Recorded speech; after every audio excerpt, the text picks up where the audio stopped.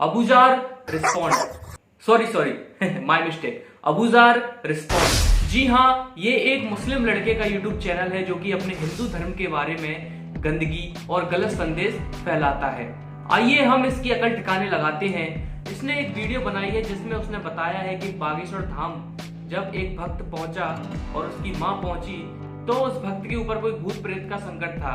तो जब बाबा जी ने उसकी मार लगाने के लिए बोला तो उसने कोई प्रतिक्रिया नहीं की और इसी के चलते इसने एक बात बना दी कि देखिए बाबा जी किस प्रकार से आप लोगों को बेवकूफ बनाते हैं। यह वीडियो उसने अपने चैनल पे डाली, लेकिन इसकी आगे की जो प्रतिक्रिया उसने दी है जब बाबा जी उससे बोल रहे थे कि इसकी मार लगाओ, तो ऐसा नहीं है कि उसने कोई प्रतिक्रिया नहीं की। कहीं ना कहीं ये आपको बरगलाने का काम कर रहा है। मैं आपको वो वीडियो साक्षात दिखाना चाहूंगा।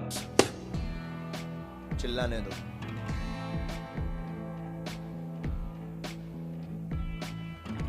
चिल्लाने दो, चिल्लाने दो।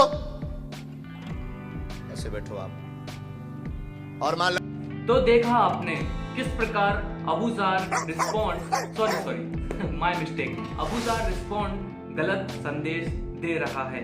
और इन्हीं सब वीडियो में आगे बढ़ते हुए इसने एक वीडियो और पोस्ट की जिसमें इसने बताया कि बागेश्वर धाम वाले बाबा जी के पास जब कोई बच्चा आया जो कि विकलांग था, दिव्यांग था, जब वह बच्चा आया तो उसकी माँ उसको लेके आई। तो जब माँ ने उस बच्चे को सामने लिटा दिया तो बाबा जी ने बोला कि दोनों पैर सीधे करिए। तो बच्चा अपने आप दोनों पैर सीधे कर देता है। तो ये बोलता है यह सिर्फ एक इत्तेफाक था। मैं आपको वीडियो दिखाना चाहूंगा कि इत्तेफाक क्या इतना भी हो सकता है। आपके परिचय में जो लिख के आओ कि आप जिस रोगी को लेकर के आई वह चल नहीं पाता, शरीर के पैर की नसों में दिक्कत है, आपका नाती है, जन्मजात दिक्कत है, अकड़ता है, वह शरीर में जकड़न हो जाती है, नसें कमजोर डॉक्टर ने बताई हैं। आप इस वीडियो में साफ साफ देख सकते हैं। अगर मैं मान लूं कि चलो इत्तेफाक है, ठीक है, बाबा जी ने बोला कि पैर सीधे कर लिए तो चलो उसने पैर सीधे कर लिए, लेकिन आपको इतनी अकल नहीं है कि बाबा जी ने पूरा पर्चा पहले ही खोल के दिखा दिया है। उसका एक एक तकलीफ उसकी माँ को बता दी।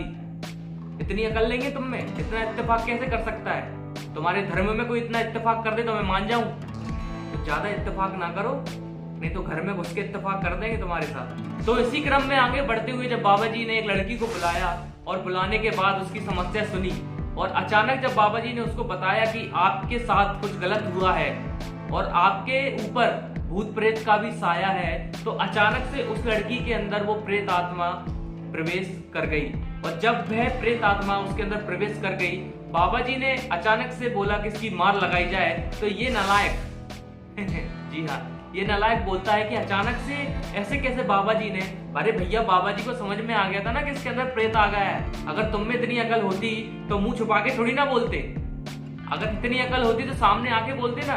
घर बैठे मोबाइल उठाया और वीडियो बना दी। सामने आओ ना, चेहरा क्यों नहीं दिखा रहे? क्यों? क्योंकि डर लग रहा है। डर किस बात का? क्या पता घर में घुस के कोई मार न दे जाए।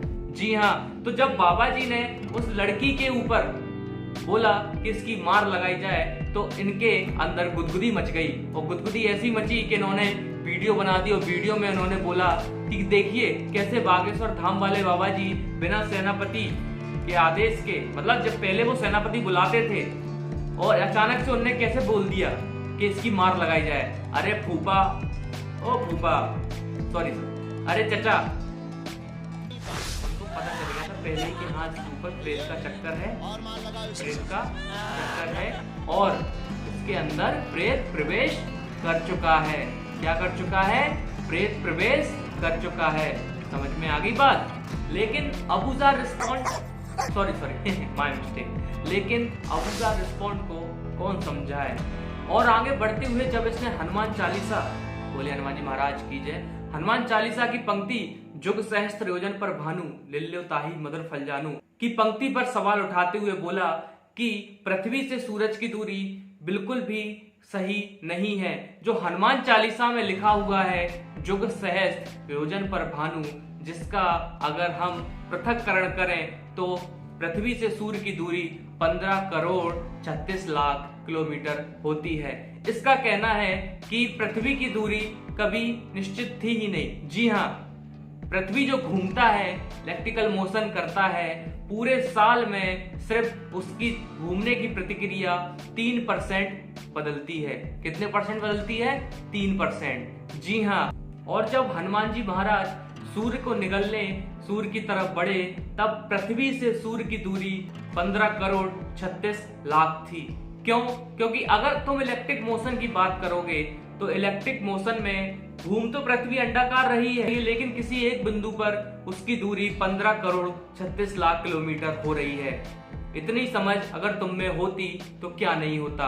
अब क्या कर सकते हैं? चलो, तुमने तो एक बात बोल दी, ठीक है, चलो हमने तो चलो अनुमान लगाया, अनुमान लगा दिया हमने, सही भी हो गया, ठीक है, हमने अनुमान लगा दिया, सही भी हो गया।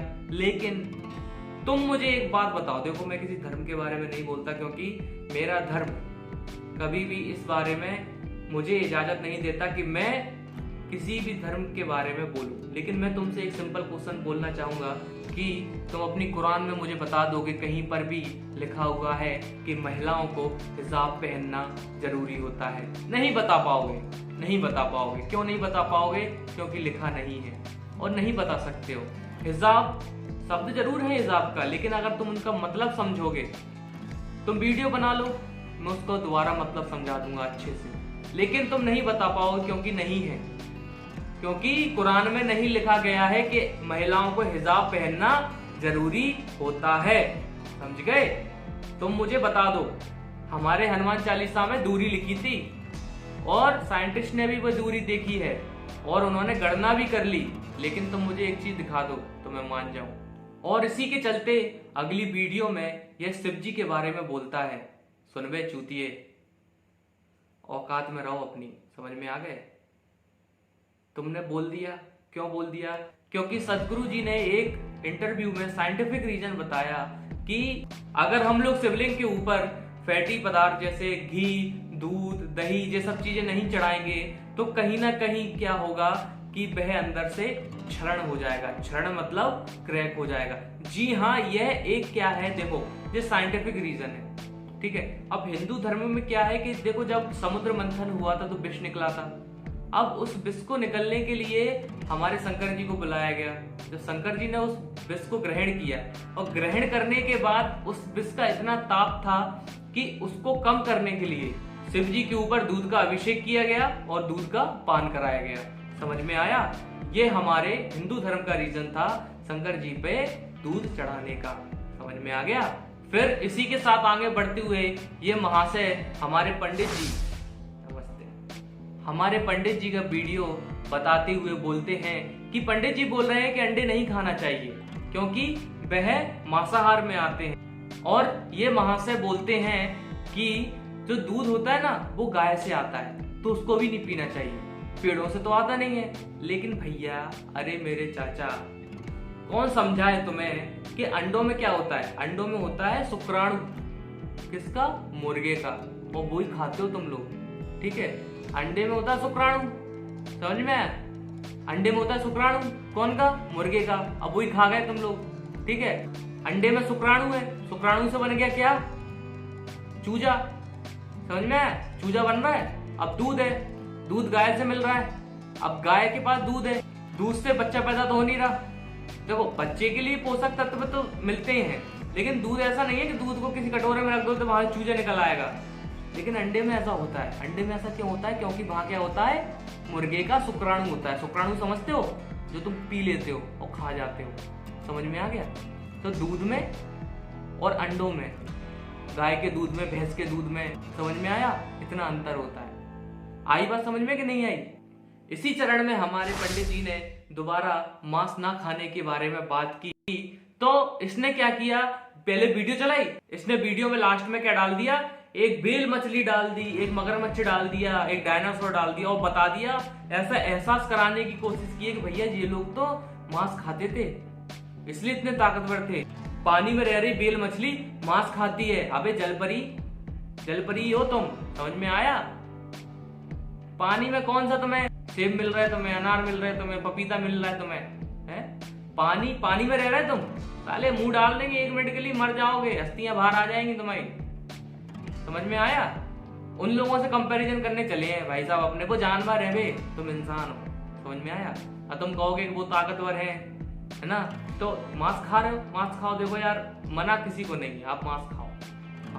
हमारे धर्म में मना है तो हम लोग नहीं खा रहे। तुम्हें काहे को जलन हो रही, काहे को हो रही? तुम्हारे घर से चुरा के खा रहे क्या? अरे फूफा सुधर जाओ, शर्म नहीं आती? दूसरे धर्म के बारे में बोलते हो, शर्म नहीं आती?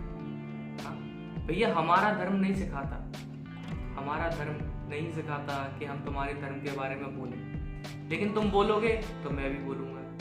और अब तो मैं पड़ गया हूं तुम्हारे पीछे, हाथ धो के नहीं, नहा धो के। चलो ये सब बातें तो फालतू की हैं, लेकिन मैं आपको एक सच्चे मुस्लिम से मिलाना चाहूंगा। बहुत से गद्दारों की बात हो गई, लेकिन अब सच्चे मुस्लिम की बात है, मिलिए। अस्सलाम वालेकुम।